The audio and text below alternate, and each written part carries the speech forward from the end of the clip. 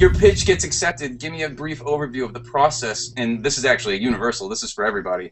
Your pitch gets accepted. Give me a brief overview of the process you use to ensure that your guest post is going to go over like crazy. Let's talk about headlines, body, style, tone, etc.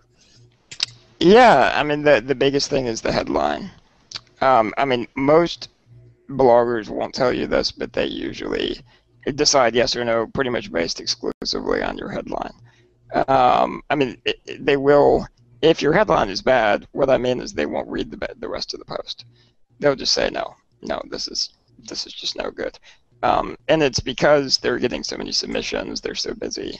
They don't usually have time or feel like they have time to read through the entire post unless it has a really good headline. So, I mean, it's kind of like a prerequisite. It has to be really, really good. If it's not, then you're going to really struggle. So that's why, I mean, when I write guest posts these days, and I write for really, really big blogs like Coffee Blogger, I mean, I generally spend 1 to 2 hours just on the headline and nothing else. And because of that, I usually get something that just strikes people in a way that grabs their attention. And one of the things I like to do too, I live in like a resort style community, and they have a bar downstairs, and I like to go downstairs to the bar and actually read them my headlines. And if I can make a whole room full of drunk people start laughing or whatever when I read out a headline, then it's usually pretty good. If people turn around to listen to what I'm talking about, it's pretty good. If I just say it out loud and nobody pays any attention to me, then it's usually not good enough for a guest post. But everything matters. I mean, the opening, I mean, we could talk just about this for hours. The opening, the closing, you know, to prove to the reader that you know what they're talking about. And also, I mean, to give them a little bit of your own energy and emotion is really important to getting comments and shares and all of that too. Interesting. And yeah, I mean, with Christy, what do you think? I mean, you write with a lot of personal style, right? Neil, you too.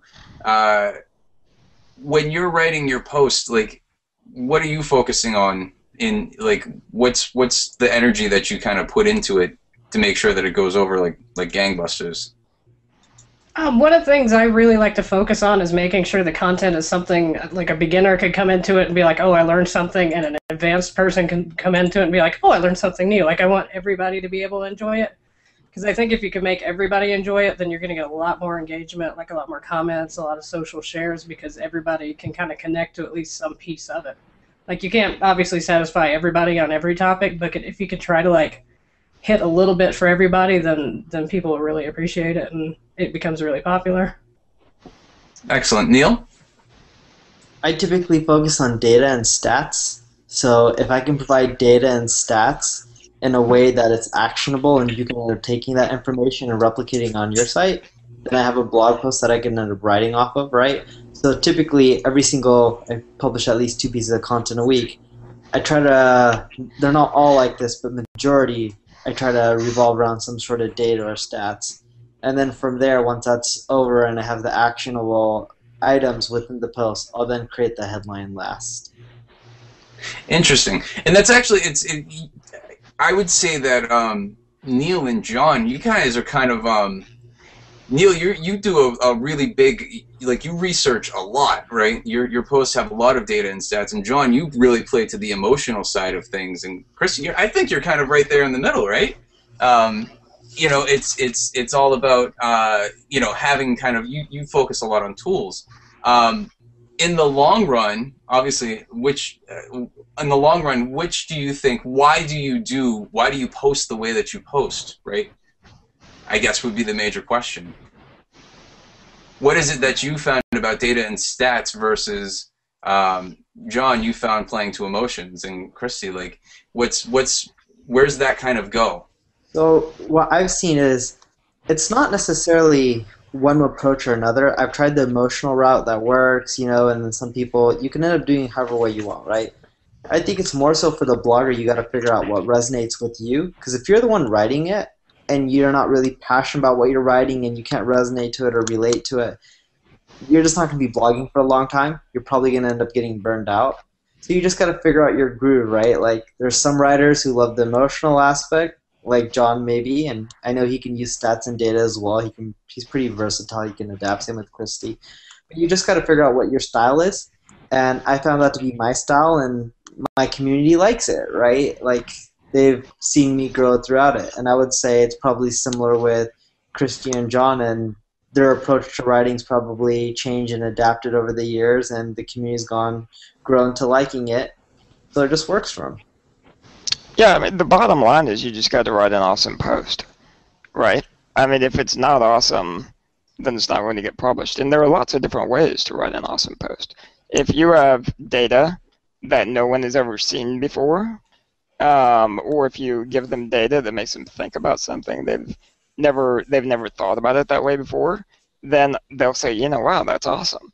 Or if you write a post that's just so inspiring that the people cry and they have to go get a Kleenex box and they're just a mess for 3 days, like I've done to some people with some of my posts, then that's awesome too. So as long as it's awesome, I really don't think it matters how you do it.